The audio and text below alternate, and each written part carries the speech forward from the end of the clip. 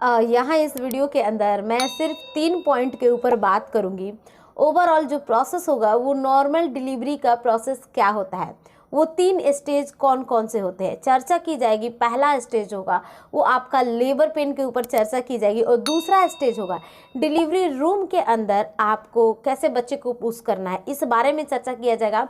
और लास्ट और थर्ड जो स्टेप होगा, जब बच्चा बाहर निकल जाता है नॉर्मल डिलीवरी के थ्रू, बच्चे के बाहर निकलने के बाद प्लेसेंटा का क्या किया जाता है और प्लेसेंटा कैसे बाहर आता है, इस बारे में चर्चा की जाएगी। क्योंकि ये 3 स्टेप आपने जान लिया तो ओवरऑल आपकी जो नॉर्मल डिलीवरी की जो प्रक्रिया होती है वो पूरी तरीके से समाप्त हो जाती है। तो इस प्रक्रिया में कितना समय लगता है, कितना दर्द होता है, उस बारे में भी बात करेंगे। तो चलिए गाइस वीडियो को स्टार्ट करते हैं। मैं हूं श्वेता और आप सबका बहुत बहुत स्वागत है प्राइम होम में। अगर पहली बार आए चैनल को जरूर सब्सक्राइब कर वीडियो को लाइक कीजिएगा। हम सबसे पहले लेबर पेन की प्रोसेस को जानते हैं, ये कब होता है। मेरी एक सब्सक्राइबर है स्वीट सी है, उनका ये कमेंट आया था कि हमें लेबर पेन के प्रोसेस को जानना है। तो चलिए प्रोसेस को जरूर जानेंगे। लेबर पेन जो होता है वो कब आता है, वो आपको 36 वीक के बाद कभी भी आ जाए अच्छा माना जाता है और हेल्दी प्रेगनेंसी का साइन होता है। लेबर पेन आने के बाद आपको कैसे पता चलेगा कि लेबर पेन आ गया। देखिए लेबर पेन कोई ऐसा चीज़ नहीं है कि आया और गया पता नहीं चला, ऐसा कुछ नहीं होता है। आपकी ज़िंदगी में एक आंधी और तूफान आ जाता है जब आपको लेबर पेन आता है।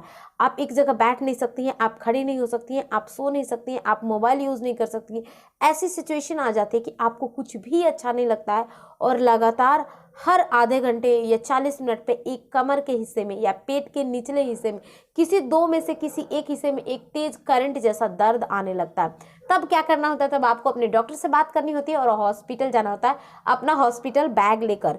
अब वहाँ जाने के बाद आपको डिलीवरी रूम में कब ले जाया जाता है, जब आपका सर्विक्स जो है 3 से 4 सेंटीमीटर ओपन होता है।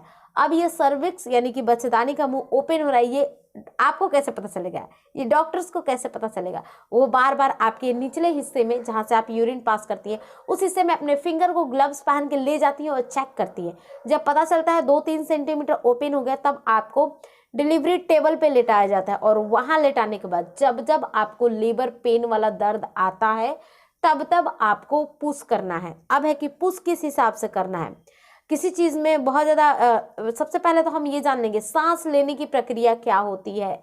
जब से लेबर पेन स्टार्ट होता है, चाहे आप घर पे थे तभी से, कभी भी जब डिलीवरी होने को रहती है, कहने को मतलब लेबर पेन के समय में ऐसे सांस नहीं लेना है, सांस को ऊपर नहीं खींचना है।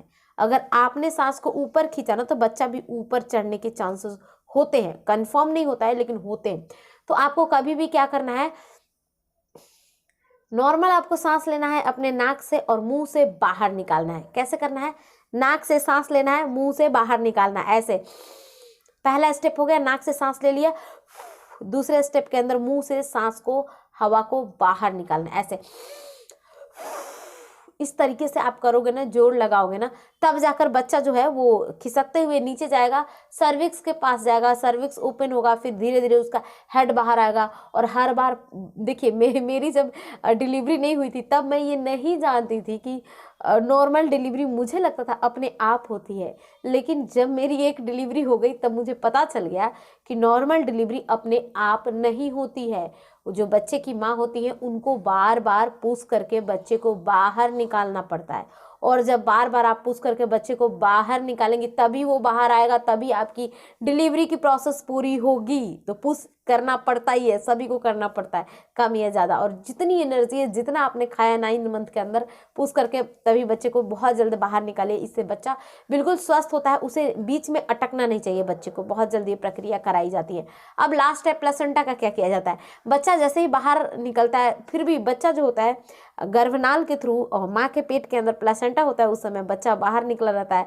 कई बार क्या किया जाता है, डॉक्टर्स आपके ऊपर बच्चे को लेटा देती है, फिर उसके बाद क्या करती है, वो कट करती है गर्भनाल को, जिससे माँ और बच्चा पूरे 9 मंथ कनेक्टेड थे, उस टाइम ये दोनों अलग किए जाते हैं। बच्चा बाहर निकलने के बाद ही गर्भनाल को कट किया जाता है, फिर बच्चे को वेट के लिए लेकर जाया जाता है। फिर अब आप अकेली बेड पे पड़ी रहती है, उस टाइम आपके प्लेसेंटा को खींचते हुए, कई बार सर्विक्स ओपन होता है तो अपने हाथों में ग्लव्स पहन के आपकी डॉक्टर हाथ लगाकर पूरे प्लेसेंटा को बाहर करती हैं। और अगर आपके चीरा वगैरह लगा हो बच्चे का सर निकालते समय तो उस टाइम उस चीरे की वो सिलाई की जाती है और पूरे तरीके से पेट को क्लीन किया जाता है, आपके पेट से बहुत सारा ब्लड आने लगता है। आई थिंक गाइज यहाँ मैंने पूरी प्रक्रिया को बता दी। अभी कुछ पूछना है, कुछ रह गया है तो मुझे नीचे कमेंट कर सकते हैं। मिलती हूँ मैं आप सबसे कल की वीडियो में, तब तक के लिए बाय बाय, टेक केयर।